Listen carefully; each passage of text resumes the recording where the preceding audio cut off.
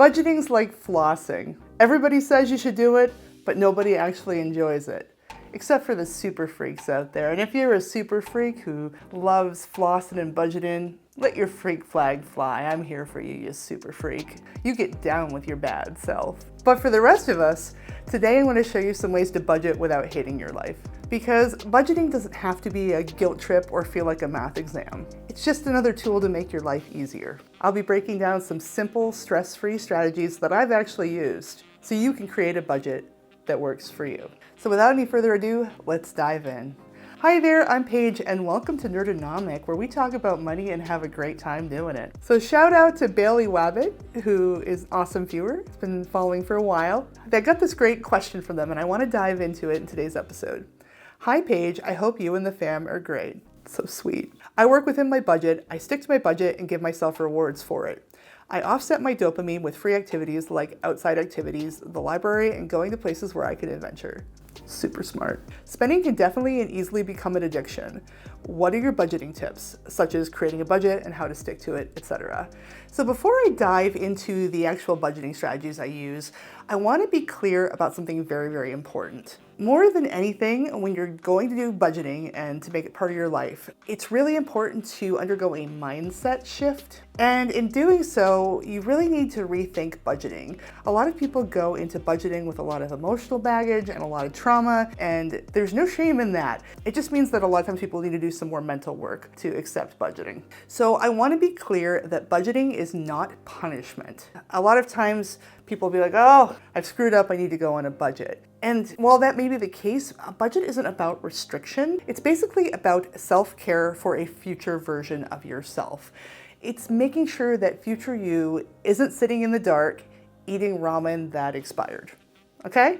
So it's tough sometimes to make that connection about budgeting being self-care and budgeting actually being self-serving because it deals with a future version of ourselves. But trust me, if you can nail this, your future self will thank you. Think about it less as punishing your current self and more about sacrificing so your future self can be rewarded. That's more what it's about. And in this spirit, your budget should work for you, not the other way around. You're not working for your budget's working for you. So with that in mind, don't aim for perfection, aim for sustainability. No shame, no guilt, none of that. Because while you want to adhere to your budget as much as possible, we are human beings, and shame and guilt-based thinking often backfire when applied to human beings. It's not a good way to motivate people, especially shame.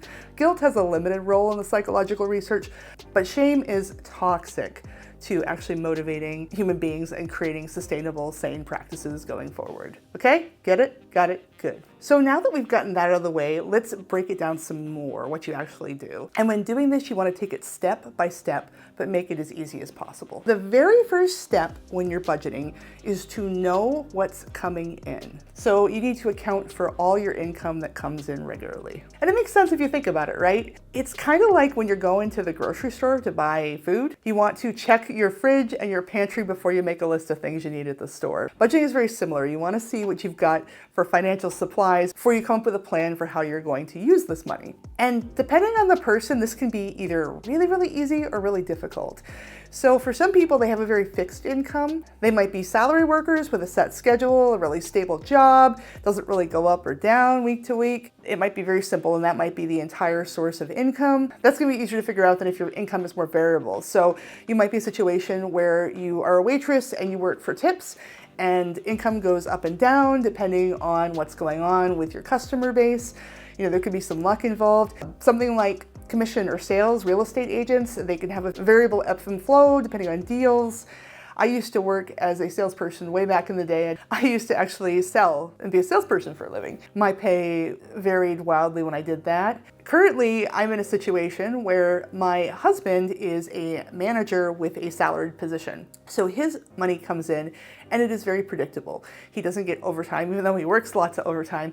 He will occasionally get a bonus. It's not linked to his compensation package. He's just gotten them for delivering results. And this is true. I'm actually quite proud of him. He was actually honored for a huge award at his company, and he got a cash bonus as part of that. He gets raises and things over time. He's a very hardworking, motivated person, so that's been great.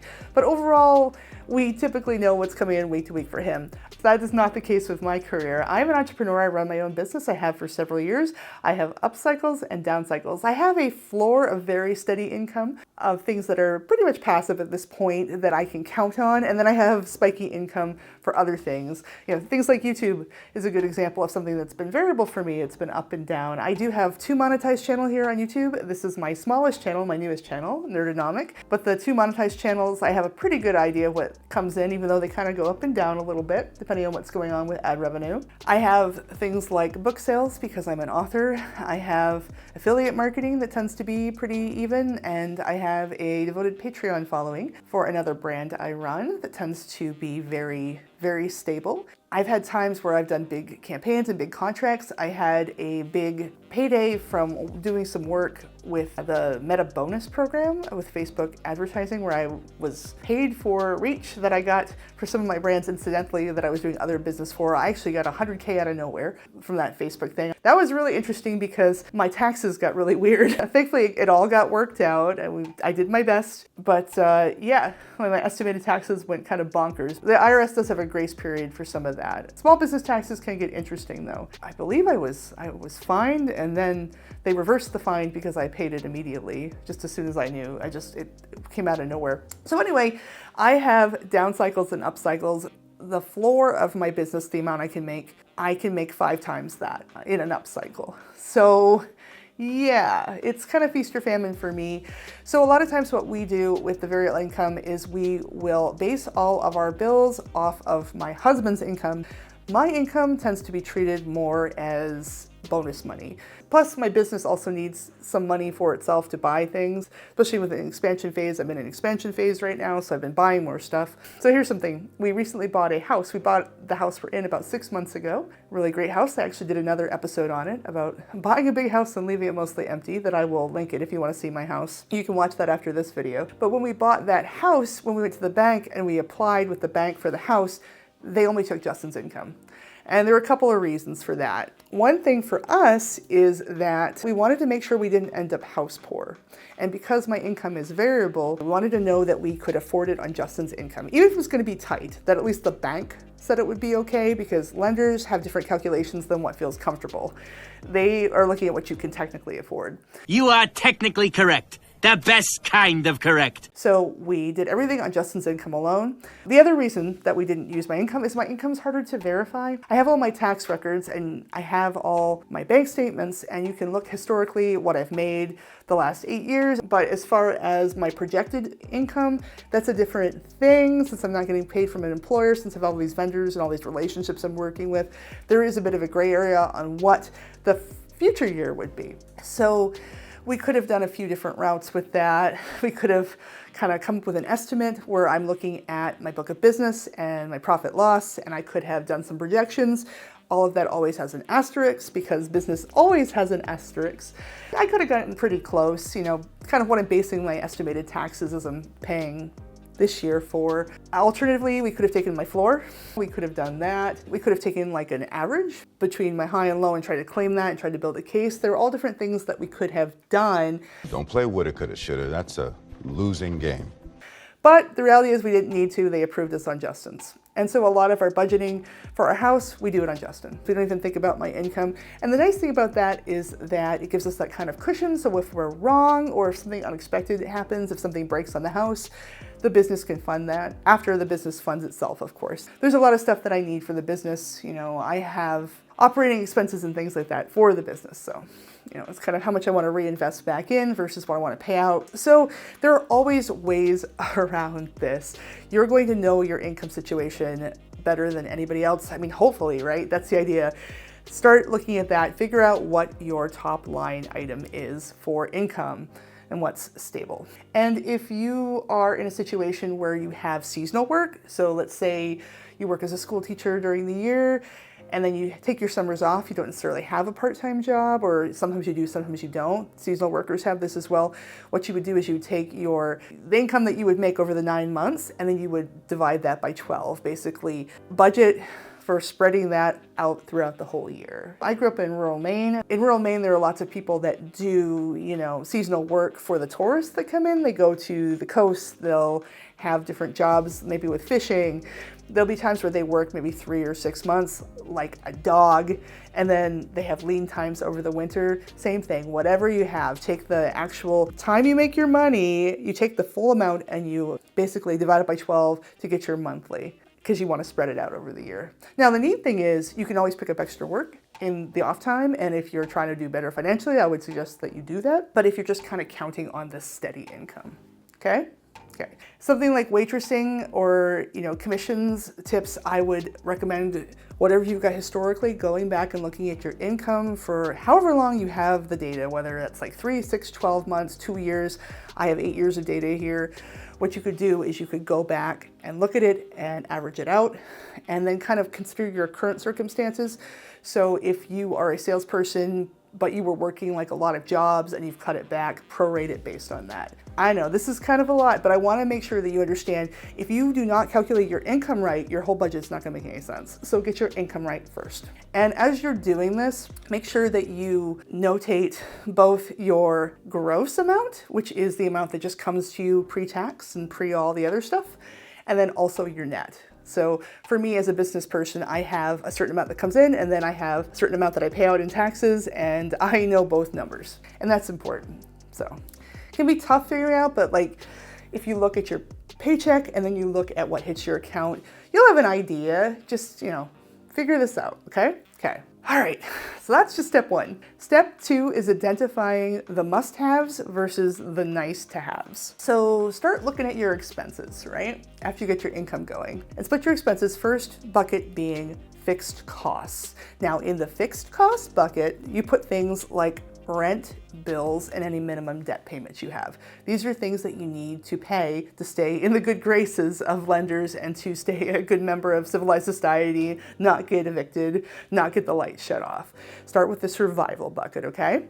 And then once you've done that, you start working on any sort of flexible spending you have. And now in this bucket, you're going to have things like grocery, transportation costs, any sort of fun money. Okay? Sometimes people will put transportation costs not in flexible spending, but in the must-have. And this really depends on your situation. I know that there are places where you absolutely need a car to get places. I've been in rural Maine, and that has been the case. I've also lived now in 3 large cities. I've lived in Cleveland, Ohio, I've lived in Dallas, Texas, and I've lived in Portland, Oregon. And I'll tell you, in the 3 large cities, there was always a way to get around without a car. It was the hardest in Dallas. They have the worst public transit of the 3, but it was still possible to use public transit and to do different things. Sometimes, people will have a better car than they should, a higher car payment. You could have like a beater car. I've known friends who, for the most part, don't need a car, and every now and then they would Uber in somewhere. They might Uber to work like once or twice a month because they're kind of carpooling with somebody. They don't need their own car every single time, or maybe they just have certain meetings, and they could spend less on just Ubering selectively to different meetings. They would spend less on that than they would on a car payment. So usually there are ways to kind of figure that out. So sometimes transportation can be a lot more flexible than people realize. It really just depends on your situation, right? Okay, so those are the first 2 buckets. The third bucket is savings and future you. So into this bucket goes anything you want to put towards investment, your emergency fund, and your long-term goals. That's when we start getting to the self-care, the self-compassion. Now you see we get into those 3 buckets: fixed costs, kind of flexible spending, future you. So if you have higher fixed costs, you have less to put into the other 2, right? You have less to put into fun stuff or into future you. Now, some people do have that problem where they'll be in a really expensive rent situation, for example. I mean, rent is high across the board for everyone, but there are high-rises in downtown Dallas that cost $4,000 a month. Now, I'm not saying that there are that many cheap apartments in the DFW area, but I was able to find things $1,400, $1,500, $2,000 a month, which still sounds like high rent to me. But I mean, that's still a huge savings, right? And the luxury apartments in Dallas, there were ones that were $2,000 a month that were literally within walking distance of ones that were $4,000 a month, and similar square footage. So you can get into situations where things cost too much. But I do find that more often people will go crazy with their flexible spending category. So they're spending too much on food a lot of times. That happens, or just fun stuff, like retail therapy type of things. Spending a lot on nice furniture and more clothing than they could ever wear. DoorDash and Uber Eats are getting to be a big thing rather than, cooking and doing the grocery store. So it really all depends. But if you spend a lot in the flexible category, you have less to spend on your fixed and your future you. I find that future you tends to get the shaft, honestly. If something's going to get the shaft, it's future you. Phrasing. So we don't want that. That's why we do a budget. So when you're looking at all this, try to keep things a little bit flexible. I would recommend, whenever possible, to give yourself some breathing room so you don't feel suffocated. Like I was saying, with our situation, we have calculated the house purchase based on me not having any income. This also helps us if Justin has a job loss. I have that cushion. And to be fair, we also have an emergency fund and we do not have any unsecured debt. So once we have the two first steps, knowing what's coming in and knowing what's going out, let's talk about the 3 easy budget methods that I have personally used at different times in my life, and I'll even talk about what I'm using now and when I used them, okay? Okay, so the first one is something called the 50-30-20 rule. This one's very simple, the math on this. So you take your income and 50% goes towards needs, 30% goes towards wants, and 20% goes to savings or debt payoff. Okay? This one is great if you hate spreadsheets and you just want a gut check. The 50-30-20 is how I got out of debt, essentially, how we figured it out, how Justin and I got to the place we're in, how we paid off our student loans and we paid off our cars and we got a house. That is how we did it. That's how we got that traction. The math got easier and easier as we went because our incomes also rose. We were able to increase our incomes. That's actually how we kind of started getting traction on it. Now, as we kind of got that momentum, we shifted into the second way that I'm going to tell you about, and that's something called reverse budgeting. So what's that? Well, with reverse budgeting, it's very goals-based rather than going at the straight ratios. What you do is you pay yourself first. And what I mean by that is you decide whatever your savings goal is, your getting ahead goal, you decide what that is. You stash it and then you live on the rest. This is ideal if you're savings motivated or have big financial goals. So let's say, for example, you want to start saving $500 a month to go towards a down payment on a house. The first thing you do when you get paid is you set aside that $500 in a separate account for it. Then you remove that from your budget and you budget the rest of your life, all your money for bills, groceries, and fun, like that $500 doesn't exist. That's reverse budgeting. Another example is something like automatic transfers. So what you could do is you could set up a bunch of auto transfers out of your paycheck. Let's say you put $200 to your retirement account, $150 to your emergency fund, and $100 to a vacation account. Say you want to go on a trip. That's $450 you pay to your future self before you even look at the spending money, before you even budget. Okay? It's kind of interesting. We were talking about how that third bucket, the future savings bucket, tends to get neglected. Because you know that, you basically create a priority for that. You put it first and then you work everything around it. Okay? It's really weird, but it makes sense if you think about it because it is so easy to neglect that bucket. Or, here's example 3, prioritizing debt. This is something we did with our student loans. If you're laser focused on crushing debt, the day your paycheck hits, you'll take and scoop like $600 out and pay it right to your credit card. First thing. Now, you build the rest of your budget around what's left. And this works well if you've already sat down and you know your income and you know your fixed costs and know what you're doing. You've basically taken all the extra money you could fritter away and you put it on that third bucket first. Okay, that's a reverse budget. All right, let's talk about the third way. This is something called zero-based budgeting, and I think this is kind of what some people think of when they think of budgeting. It's still fairly easy, straightforward, but it is definitely not for everyone, and it's kind of the flossing of budgeting, if you will, if we're gonna call one of these. In zero-based budgeting, every dollar has a specific job. Nothing sits idle. And the zero-based budgeting is best if you're a control freak, or you just love knowing exactly where your money goes. And this has been a really great strategy for me. When I was really broke, I was a zero-based budgeter. When I was broke as a joke. This actually got me to the point where I could do a 50-30-20 budget, okay? Because my finances were a mess once upon a time. The zero-based budget got me to the point where I could do the other two. And I also find that if anything changes dramatically, like, my income trends back down after a spike, or we just bought a house. When I bought the house, I pivoted to a very strict zero-based budget for, oh gosh, a good 6 months. I've been here 6 months now. I think I mentioned in another video that I had been on a $5 a month fun budget. That's the thing. I was on a zero-based budget where I had to budget for fun, and I set it at $5 because I was nervous about the new mortgage. With a zero-based budget, you start with your monthly income and you assign it down to zero. Rent, groceries, savings, gas money, fun money, it all gets a label. The goal is no extra money floating around. Even if it's just $5 on random stacks, no, it all gets a label. It's planned. Like, you can't go and get a Monster from the gas station without deducting it from the gas station BS fund. Like, there's a $5 a month one or $20 a month for BS at the gas station. Like, if it's not in the budget, you don't buy it in a zero-based budget. This method is perfect if you want total control, if you like knowing where everything goes, or if you tend to wonder at the end of the month, where did all my money go? This is a way of kind of rebuilding trust. Like I said, my finances were crazy and a mess. I was broke. Like, I had to do this for a while. Okay, so we've talked about the techniques a little bit. Let's talk about avoiding burnout when you're budgeting, because that's also something that gets a lot of people. The first thing I want to say is that all or nothing thinking is the enemy. If you have a budget, you really should try to stick to it, and I don't want you getting takeout when you're not supposed to.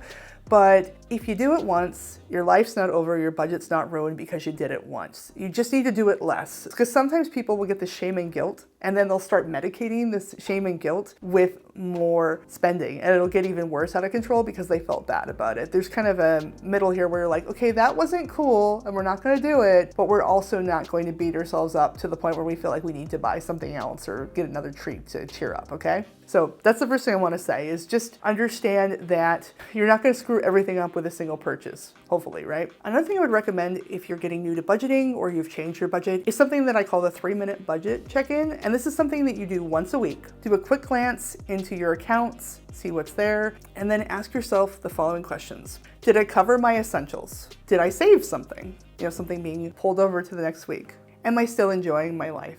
Figure that out. Do a quick postmortem once a week. It doesn't have to be crazy. Make sure you're going into the accounts and looking at the reality so you're not blindsided. If you get an overdraft fee, if something's happening, you want to catch that soon so it doesn't spiral, right? And most importantly, I think, if you find something doesn't work, don't be afraid to adjust it. Budgets are meant to be tweaked. They're not set in stone. They're custom, and they're something you work on and you edit and you revise them over time. Okay, so let's talk about a few quick wins, a couple of little tricky tricks that you can do too to help out. The first thing, as I was talking to my examples, I brushed on this, but if you can automate some payments and some savings transfers to remove decision fatigue, that is awesome. That is also another reason to check in on that quick 3-minute check-in we were talking about, just to make sure that you know where things are going, that things aren't close to overdraft. Because if you haven't worked with automatic transfers, there's going to be adjustment periods. So sometimes people are really afraid of them. They're really afraid of overdrafting and things. As long as you keep an eye on things and you stay engaged, you should be fine. If you don't check yourself, you're going to wreck yourself, like they always said. So check yourself. Another thing that's really important is creating a fun money budget so that it doesn't feel like punishment. Like I was saying, even when I'm freaking out, I let myself have a $5 a month fun budget. It doesn't sound like a lot, but I found that even $5 a month, $20 a month, when I was being really, really careful with my fun budget, I would spend days, weeks, the entire month looking for that one item that I could get that I wanted. It was always something like I got a little succulent that I think looks a lot like my husband at Trader Joe's. I'll show you guys, I'll put it on screen for you. It's got little glasses and little spiky hair. My husband's hair does that when it gets too long. I got so much joy out of that. I think it was like $4 or something. That was my fun budget for 1 month when I moved in here to the house. I really agonized over getting something. Just because your fun budget is low doesn't mean you can't have fun with it. I've seen people do like yard sales and they'll find something cool. The thing here is to set a budget, no matter how small it is, whether it's $1,000 a month fun budget, lucky you, or $5. Put fun in there. No zero for fun, okay? And make sure that you find your bare minimum budget number. How much you actually need to survive. This is really important. You need to be honest with yourself. A lot of times people have it inflated a lot higher than it needs to be. Figure that out. It'll help you make a lot of decisions, and it'll also help you figure out how much you want to have in your emergency fund. I'm actually going to do another episode on emergency funds because I've had a different relationship with them over the years. There's a strange amount of controversy over how much you should have in there. Should it be $1,000? Should it be 2 years worth of expenses? Everything in between. I have my own thoughts. I've had different emergency funds funds at different points in my life. I'll go more into that in a future video. That's a huge topic. But the whole emergency fund calculation is based on what your bare budget needs are. Budgeting doesn't have to be a chore. It's just a way to make sure your money is actually working for you, not disappearing into the abyss. Anyway, it's been great talking to you as always. Thanks for watching, and I'll see you in the next video.